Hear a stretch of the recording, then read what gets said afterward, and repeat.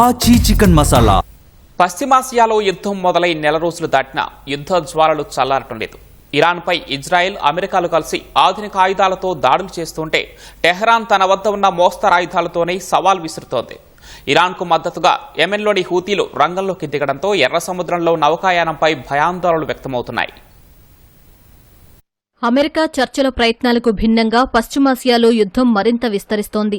ఇరాన్కు మద్దతుగా యెమెన్లోని హూతీలు ఇజ్రాయెల్పై దాడులకు దిగారు. తొలుత ఇజ్రాయెల్ ఆక్రమిత వెస్ట్ బ్యాంక్లో సైనిక లక్ష్యాలపై బాలిస్టిక్ క్షిపణులను ప్రయోగించారు. తర్వాత క్రూయిజ్ క్షిపణులు, డ్రోన్లతో రెండో విడత దాడులు చేశారు. హూతీలు ప్రయోగించిన క్షిపణులు, డ్రోన్లను గగనతలంలోనే అడ్డుకున్నామని ఇజ్రాయెల్ సైన్యం తెలిపింది. ఇరాన్పై ఇజ్రాయెల్ దాడులు ఆపేంత వరకు తమ సైనిక ఆపరేషన్ కొనసాగుతుందని హూతీల అధికార ప్రతినిధి యాహ్యా సరీ ప్రకటించారు.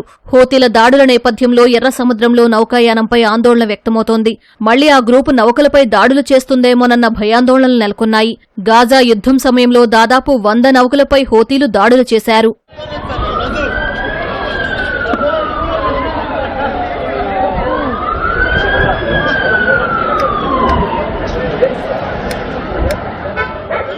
ఇరాన్పై ఇజ్రాయెల్, అమెరికాలు దాడులు కొనసాగిస్తున్నాయి.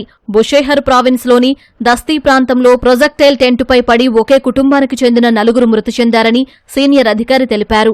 టెహ్రాన్లో మెరైన్ ఇండస్ట్రీస్ సంస్థ ప్రధాన కార్యాలయాన్ని ధ్వంసం చేశామని ఇజ్రాయెల్ సైన్యం తెలిపింది. పేలుళ్లతో టెహ్రాన్ దద్దరిల్లిపోతోంది. గత 2 రోజుల్లో ఇరాన్లో 100 లక్ష్యాలపై దాడులు చేసినట్లు వెల్లడించింది.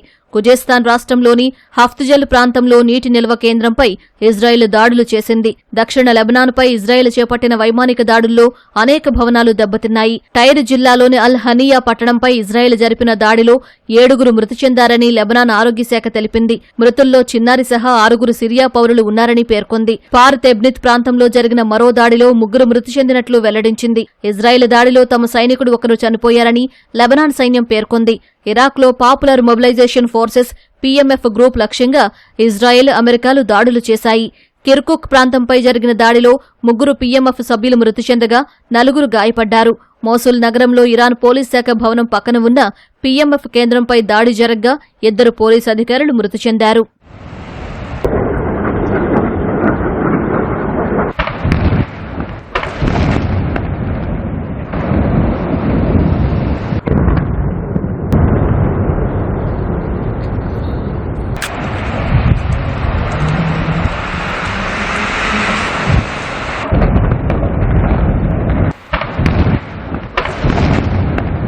ఇజ్రాయెల్ గల్ఫ్ దేశాల్లోని అమెరికా సైనిక స్థావరాలపై ఇరాన్ ప్రతిదాడులు చేస్తోంది.